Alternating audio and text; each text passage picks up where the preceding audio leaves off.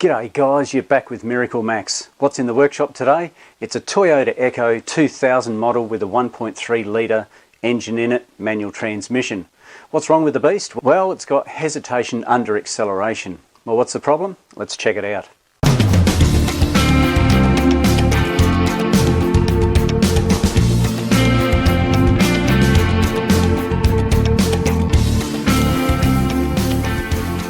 As you can see, it's done a few Ks, 261,422. Whoa, and it's still going.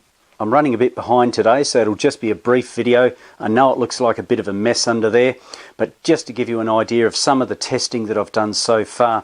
Look, I've pulled out the spark plugs, checked those, checked my ignition coils for tracking down the side. They're all good, no problems there. The spark plugs don't look all that old.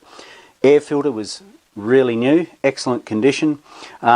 This has been to another workshop at some point, and they pulled out the fuel tank and they changed the fuel filter and all sorts of things. He said it almost cost as much as what the car's worth. Anyway, hopefully we can keep his bill down this time, hey. I've also done a smoke test on the intake system. That's some of these splatter marks that you can see. Had a bit of a mishap with the oil, but don't worry, I'll clean the motor before I give it back to the customer. I've turned my attention to the TPS, this little bloke down in here, and I've done a 5-volt reference, I've done an earth, and I've used an oscilloscope to check and see if my signal wire going back to the ECU is in good nick. No problems there. Next thing I've done is the MAF, the mass airflow sensor. Now this is where I'll focus my information on for today, and I'll just show you a really quick check to do with these things. I've managed to find online a wiring diagram for this particular Echo. And as you can see here, we'll have 12 volts coming in through a relay into a black-yellow wire. I've checked that, no problems. We should have outputs here on our pink and violet wire. Now I've checked those. I do have a variation on my pink wire, but nothing on my violet wire. I'm not exactly sure if that violet is meant to have a variation or not, but I want to show you a super quick way to check and see if the MAF is playing up. This is the hesitation that we're experiencing. Okay, that's with the MAF connected. Make sure you turn the ignition off before you disconnect the MAF whatsoever, or any sensor for that reason. Carefully remove it, put it to one side. Now have a listen to it when I start it up.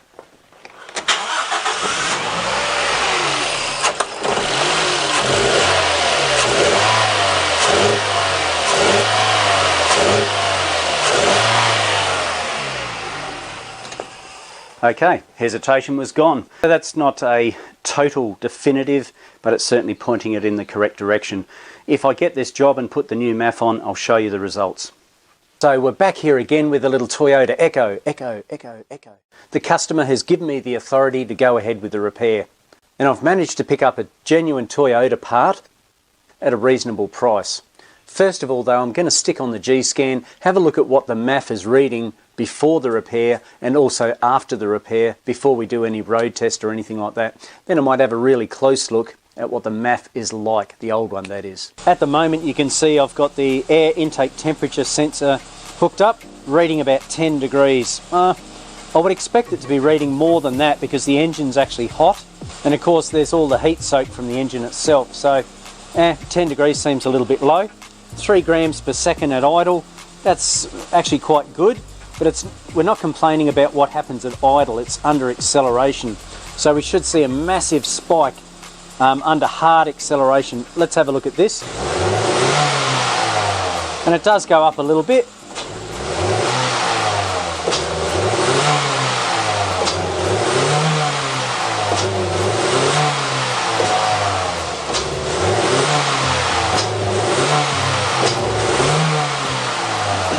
So we can see our grams per second is coming up. I'll let the engine run a little bit longer, but to me that might be more the problem than this. And of course it's not reading correctly there, and it's going to give incorrect information to the ECU, therefore not allowing the correct amount of fuel to go in and create that flat spot. So I've just used a separate temperature gauge in the air intake system just off my multimeter, and that's not too inaccurate to be quite honest.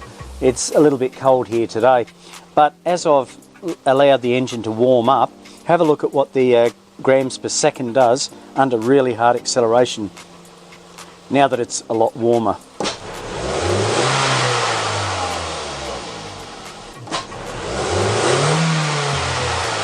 We should be getting a peak a lot quicker than we are.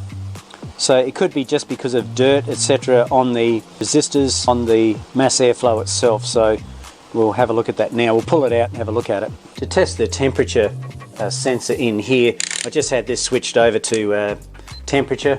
As you can see, use my little thermal couple to slide inside here and check the temperature. As you can see, it's only 13 degrees here. And I registered something similar to what the scan tool was reading. So perhaps that isn't the issue there. The intake air temperature sensor might be the problem. I still believe it's the mass airflow sensor that's faulty. Let's pop it out and have a look at it. These aren't too hard to do. Just a matter of getting that connector off.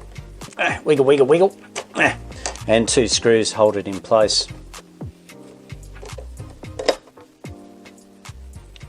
Now I'll pop out this fella and have a look at him. Some people opt to clean these mass airflow sensors, and yes, I'd agree with them in some cases, but because this vehicle has done so many Ks, I don't believe that that is the solution.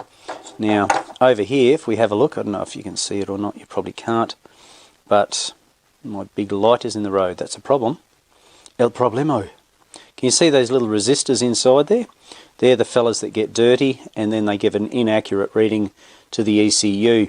So, like I said, for the price of the sensor, as well as the age of the vehicle, how many Ks it's done, I decided to offer the customer a new one, as opposed to even trying to clean that. You can see the resistors are way back in there, going to be hard to get to. So that's the new fella there. As you can see, the resistors are nice and clean. Not so much with the old guy, hey, check it out, see how disgusting they look. Now, because of the depth of it, you have to get in there and give it a good scrub, but I don't feel in this particular case that that is the solution. That's why I'm fitting a new one. Pretty gross, huh? I know some of you guys were probably thinking to yourself, come on Max, why didn't you do a codes check? Well, fellas, I did. There was no fault codes, that's why there was no particular direction to go in. But yeah, no fault codes. What's the new data look like in comparison to the old data? Has it sorted the issue? So as I said before, it is kind of cold in the workshop here. Intake temperature sensor is saying it's about 14 degrees with the airflow coming in, and our grams per second about 1.2. What it should be is roughly 1 gram per litre. This is a 1.3 litre engine, so it should be about 1.3 grams at idle, no load, which it is. That's okay. Before I think it was reading about 5 something, but the important thing is what's it like under load. Let's give it the beans. Whoa, baby! Did you see that? That was awesome. 50 something, I think. Look, that's awesome. You can even feel the response in the fully sick 1.3 litre engine. But more importantly now is what's it like on the road. Let's put this baby back together, take it for a road test, make sure it's okay before we hand it back to the customer. So I'm back from a road test and she went schmickoid, mate. It was absolutely brilliant. Done deal. I was able to fully release the potential of the 1.3 ponies hidden under the bonnet. Just keep in mind, guys, the testing procedure used for this MAF sensor is not the same in all vehicles. They don't all work the same. Sometimes you might disconnect the connector and it might stall the engine, but in this particular case it was a good diagnostic path to follow. By disconnecting the connector we could see that it made the change necessary, therefore pointing us to the MAF sensor. I hope you enjoyed the video today, guys, and if you haven't already, subscribe to the channel, hit that big button down below, give it a like, feel free to comment down below as well. Of course, don't forget about that notification bell. You don't want to miss any future videos. Until next time, guys, this is MiracleMAX signing off. I will catch you later.